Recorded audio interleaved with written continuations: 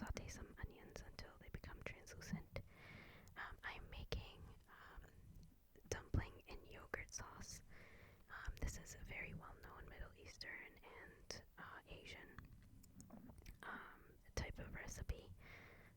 It's, great for winter, and it's very easy to make. So I added some ground beef to the pan. The ground beef I'm using here is medium. And as you can see here, I'm declumping the beef. And you'll see me do that throughout the process. It's very important to make it as small as possible, just because the smaller they are, the easier it is to fill the dumpling and to, shape it the way you want.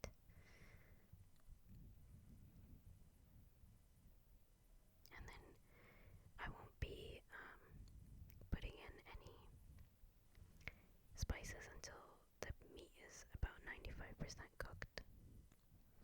So this recipe is actually made in different ways across Asia, and it could be filled with anything. Certain cultures prefer to fill it with ground beef, others with pork, others with vegetables and chicken. There's momos, there's manti, there's mantu.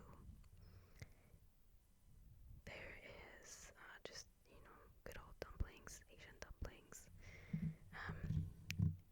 With momos, they're eaten with a chili or a chutney type of sauce, and it's usually filled with either vegetables or chicken. Mantu and manti and shish barak are filled with ground beef, but the yogurt sauce is slightly different in each one. Here I'm adding a little bit of garlic, I think 2 cloves of garlic. But as I was saying, for the recipe that I'm making today, it's more like sort of like a soup, whereas in mantu and manti, it's more like a dipping sauce, but it's put under the mantu or the manti or the dumpling itself. It's like placed under or on the plate, and then you put the dumplings, the steamed dumplings, on top, and then you put the sauce on top. And the sauce is usually red sauce. Here I started adding the spices, so I added 2 teaspoons of salt, 1 teaspoon of paprika, and 1 teaspoon of turmeric, and 2 teaspoons of cumin. As I said earlier, I do like to keep the spices to last, just because I want the meat to maintain its taste as much as possible, and just have the spices kind of complement that flavor. Here I'm adding a little bit of black pepper. This is to your preference. So here I'm gonna start filling the dumpling. First thing I need is a bowl of water and a teaspoon of flour mixed together.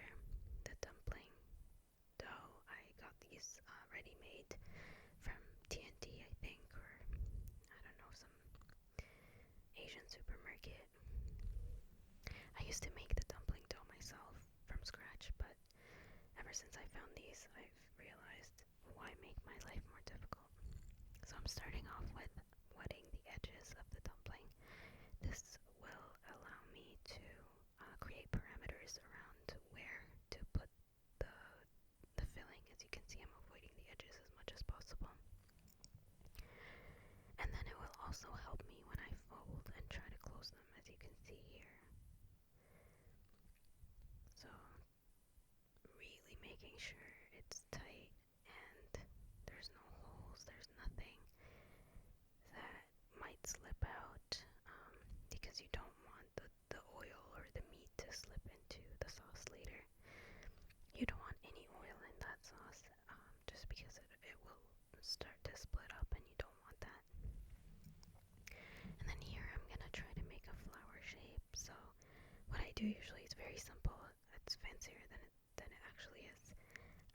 I'll bring the 2 ends of the ear-looking dumpling and just stick them together. And it just kind of creates this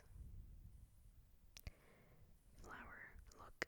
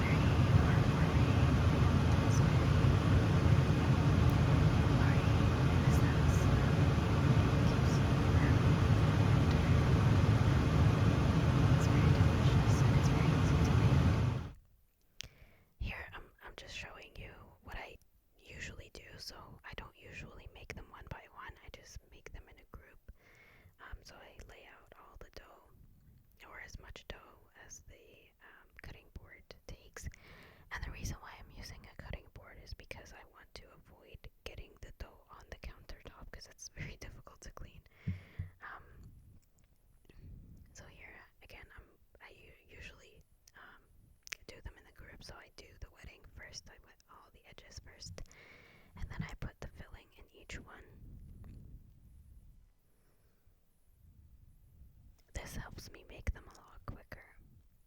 If you do them one by one, it kind of slows you down because you're kind of doing each one separately, and then it takes a little bit longer. I don't know if that's, a trick, or it doesn't matter and it's the same time. Maybe I should time them. So here I'm closing them, and then I'll shape them, and then I have a tray where I put them in.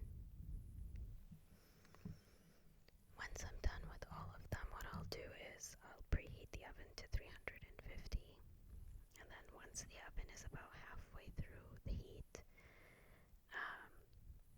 I will put them into the oven for about 5 minutes. You don't want them to cook, you just kind of want the dough to harden a little bit, like a tiny, tiny bit. You still want it to be undone and still kind of soft, but you just kind of want to take the doughiness out of it, or the elasticity out of it, just because you're going to put it into like a watery type of sauce, so you want to make sure that it doesn't melt in that sauce.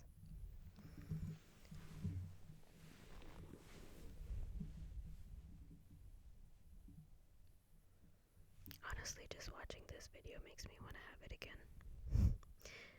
So here I have them all in a tray, and as you can see, I made a huge batch. And so don't worry, I'm not cooking all of them. I'm only cooking for 2 people. So what I'll do is, like I said earlier, I'll put them in the oven, let them, cook. Not really cook, I don't know, let them warm up for about 5 minutes. While that's happening, I will start with the yogurt sauce. So I have 2 cups of yogurt sauce, and as you can see, as soon as I put them on the stove, I am whisking very quickly because I wanted to have this creamy texture. So I keep whisking, whisking, whisking, and you'll see the texture will change. So see here, this is how you want it to be. And I have it on low to medium heat, and I'll gradually start to add water in, and the water can be room temperature. Slowly I'm adding in the water, but I'm also whisking at the same time. It's very important to keep whisking because you don't want the yogurt to split. Keep adding the water. I've added, I think, about 2.5 cups of water. And then here I'm adding 1 teaspoon of starch, very clumsily. Sorry about that. And here I took out the dumplings from the oven. You can see here they're not really cooked, they're just kind of like more stiff. And then I'm adding Maggi stick, just for flavoring, and 2 teaspoons of salt. And then I'll continue to whisk. Again, it's extremely important to keep whisking because you don't want the yogurt to split. And I'm cracking an egg in here. And that's technically the trick of the entire sauce, is the egg at the end. Once the yogurt is warm enough, you crack an egg and you keep whisking very, very, very quickly and very aggressively until the egg is incorporated into the yogurt. This gives it a fabulous taste, and the texture just remains creamy and delicious. Keep whisking, and then I'm adding in the dumplings into the sauce now. And as you can see, the shape of the dumpling allows for more to be in the pot, like to go into the pot. This pot is not very big, but I was able to put in a lot of them. So I'm stirring them in.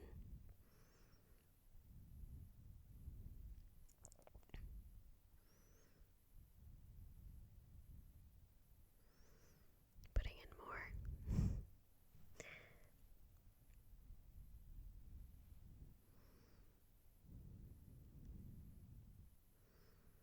And then I'll let them cook for a little bit, about 5 to 10 minutes on very low heat. You don't want the dough to overcook because I think it melts. While that's happening, I'll make the topping. So I'll add 2 tablespoons of olive oil. And then technically, traditionally, you're supposed to add pine nuts, but I added almonds, or slivered almonds, or sliced, whatever they're called. I added a little bit more because I realized that's not enough. And I'll keep, tossing and turning them until they're a little bit brown, like this. And you definitely want to keep an eye out on them. They burn very quickly, and you don't want them to burn because they have a very strong taste when they burn. I'm gonna add 2 cloves of garlic.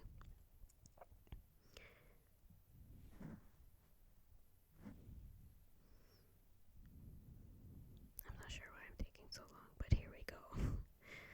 So 2 cloves of garlic.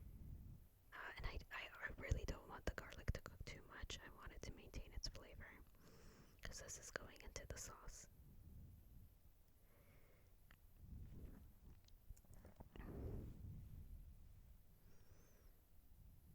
This is the second garlic clove. And then I'll add in 2 tablespoons of mint. Dried mint is really good to mix in, and it gives an amazing flavor to the sauce. And also it takes away the sharpness of the garlic aftertaste or taste. Sorry if you can hear my cat.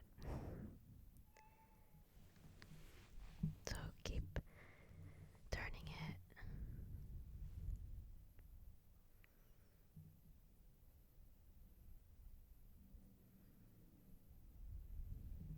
Again, like I said, I don't want the garlic to cook as much. Just kind of give an aromatic smell. And then I will add the topping to the sauce. I wish I could have kept the sounds, but it was too loud. The sizzle was just very ASMR-esque. And here I'll mix them in until they're like well incorporated into the sauce. And then I'll let that cook for about 2 minutes.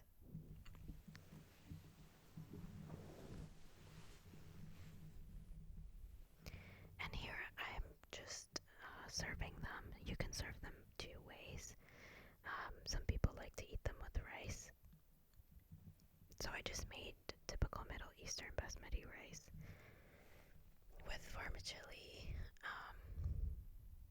pasta. And I'm adding in the sauce as well with the dumplings.